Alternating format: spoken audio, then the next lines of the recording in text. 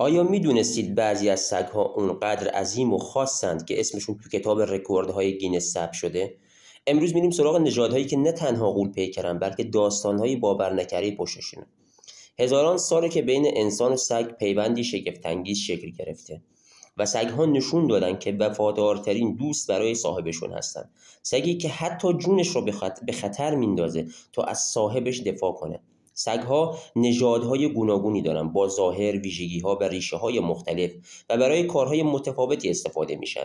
هر نژاد خصوصیات مخصوص خودشو داره. بعضی نژادها برای یک کار مناسب نیستن ولی تو کار دیگه بی‌نظیر عمل میکنن. نژاد در واقع گریت دین یا دانمارکی عظیم الجثه بلند قدترین سگ دنیاست. مشخص نیست که این نژاد آلمانیه یا دانمارکی، اما گفته میشه اولین بار در آلمان برای شکار گراز وحشی پرورش داده شد.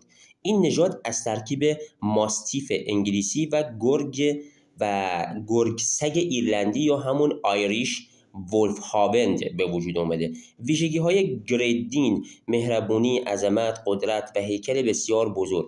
یکی از این سگ‌ها به نام زئوس قدی حدود 2 متر و 20 سانتی و ارتفاع 1 متر و 10 سانتی داشت و در سال 2012 طبق کتاب رکوردهای گینس لقب بلند قدترین سگ دنیا را گرفت.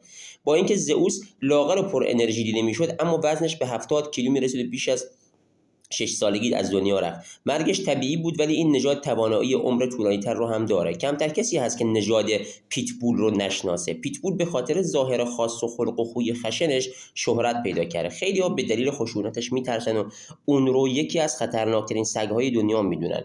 اما ما امروز بیشتر درباره جثه بزرگش حرف میزنیم. پیتبول اوایل قرن 19 در بریتانیا شکل گرفت و از ترکیب بولداگ آمریکایی و پیتبول تریر آمریکایی به وجود اومد. علت معروف شدنش به خشونت اینه که تو ورزش‌های خونین قدیمی استفاده میشد. یکی از قول‌آساترین پیتبول‌ها هالک نام داشت که با هیکل فوق‌العاده بزرگش معروف شد. طول بدنش از نوک بینی تا دم 1 متر و 60 سانتی بود و وزنش به 80 کیلو میرسید. تقریبا 3 برابر یک پیتبول عادی. با اینکه ظاهر ترسناکی داشت، اما صاحبش مارلون و لیزا گرن میگفتن هالک سگ خونگی و مهربونه. حتی رفیق بازی‌های پسر 3 سالشون جردن بوده و خطری هم ایجاد نکرده. البته طبق گفته خودشون. ماستیف در واقع تبتی نه تنها یکی از بزرگترین نژادهای سگی دنیاست بلکه گرونترین هم محسوب میشه. این نژاد در چین، هند و مغولستان وجود داره، اما ریشش به تبت در جنوب غربی چین برمیگرده. از قدیمی‌ترین سگ‌هایی که در کوههای تبت و هیمالیا زندگی میکرده و مردم اون مناطق برای نگهبانی گله‌داری و حفاظت از گوسفندها ازش کمک میگرفتن.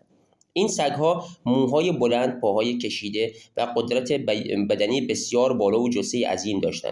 قدشون تا 66 سانت میرسه و وزنشون میتونه بالای 45 کیلو هم باشه. یکی از معروف‌ترین ماستیف های تبتی قدی نزدیک 1 متر و وزن 81 کیلوگرمی داشت. دلیل شهرتش فقط جثه نبود بلکه به عنوان گرانترین سگ دنیا شناخته شد. یک میلیونر چینی اون رو با قیمت 1.5 میلیون دلار خرید.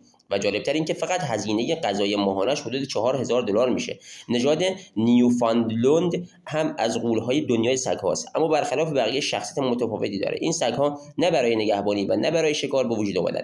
اسمشون از جزیره نیوفاولند نزدیک کانادا گرفته شده. ریششون به مهاجرت ایرلندی‌ها و انگلیسی‌ها در قرن 19 برمیگرده که باعث شد 2 نوع سگ شکل بگیره. نیوفاولند بزرگ با موهای بلند و نوع کوچکتر که پایه نژاد امروزی شد. قدشون حدود 76 سانت و وزنشون به طور میانگین 68 کیلوگرمه. این سگ‌ها قوی، پرکار و اصلا تنبل نیستن. موهای پرپشتشون باعث میشه بزرگتر دیده بشن. هدف اصلی پرورش این نژاد کمک به ماهیگیرها بوده، چه در کشیدن تور، چه نجات انسان‌ها از آب، چه توانایی خارق‌العاده‌ای که هر چیزی رو از آب بیرون بیارن. حتی آدم‌ها در تاریخ جون خیلی‌ها را از غرق شدن نجات دادن. نژاد ماستیف انگلیسی هم از غول‌های شناخته شده است. اصالتش محل بحثه، اما رایج‌ترین نظر اینه که این سگ قدیمی‌ترین نژاد بریتانیایی قرن‌ها بدون تغییر در انگلستان باقی مونده. قدشون حدود 76 سانت و وزنشون گاهی به 100 کیلو یا بیشتر هم میرسه. قبلا در جنگ‌ها شکار حیوانات بزرگ مثل خرس و شیر و ورزش‌های خونین استفاده می‌شدن، اما کم کم رام شدن و حالا به سگ‌های مهربون و خانوادگی تبدیل شدن. از این نژاد نمونه‌هایی با ابعاد عجیب هم به دنیا آمده. مثل در واقع زوربا که در سپتامبر 1987 لقب سنگین‌ترین سگ دنیا را در گینس گرفت.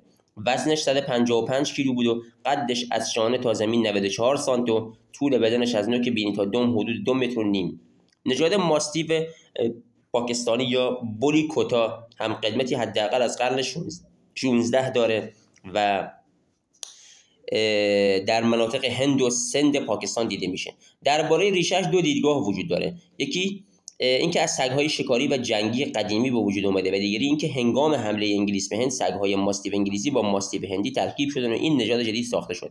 این سگ‌ها پوستی چین خورده در اطراف فک و گردن، بدنی عضلانی، سری پهن و گاهی چشمانی زرد مایل به قرمز دارن. وزنشون گاهی به 90 کیلو و قدشون نزدیک به 1 متر میرسه. هرچند دیگه برای جنگ استفاده نمیشن، اما همچنان سگ‌های خطرناک و نه چندان دوستانه‌ای هستن. با این حال برای نگهبانی عالی عمل میکنن. نژاد ایرلندی ولفهاوند هم یکی از غول‌های دنیای سگ‌هاست. اسمش به این خاطره که در قرن 15 وقتی گرگ‌ها به مناطق روستایی ایرلند حمله می‌کردند، این سگ‌ها برای شکار و نابودی گرگ‌ها تربیت شدند. اونقدر در شکار گرگ‌ها موفق بودند که باعث انقراض اونها در منطقه شدند. این نژاد نسبت بقیه عضلانی یا حجیم نیست، اما قدی سر به فلک کشیده داره، حتی بلندتر از گریدین. قدشون از زمین تا شونه بیش از 90 سانته و طول بدنشون به 2 متر میرسه. وزنشون هم گاهی بالای 81 کیلو میره. قبلا در جنگ‌ها استفاده می‌شدن و کنار اسب‌ها و کالسکه‌ها می‌دویدن، اما امروزه بیشتر به عنوان سگ نگهبان و خانوادگی تربیت میشن، چون باهوش، آرام، فرمانبردار و خیلی زود با آدم‌ها صمیمی میشن.